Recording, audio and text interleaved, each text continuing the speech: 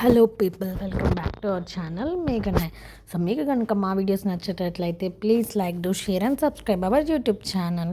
So ఈ video ఏంటంటే కృష్ణాష్టమి రోజు మేము ఏమేమి చేసామనేది చిట్టి వ్లాగ్లో రికార్డ్ చేశాను అనమాట. సో మిస్ అవ్వకుండా చూసేయండి. మేమైతే ఎక్కడికి వెళ్తున్నారు అనుకుంటున్నారా? ఇస్కాన్కి వెళ్తున్నాం అనమాట.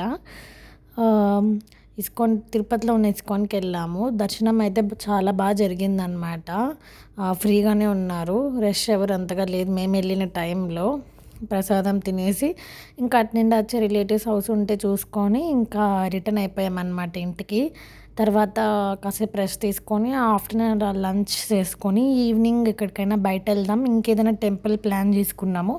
చంద్రగిరి నుండి అరౌండ్ 6 km డిస్టెన్స్లో వకులామాత టెంపుల్ ఉంది. చాలా సూపర్గా ఉంది టెంపుల్ మాత్రము.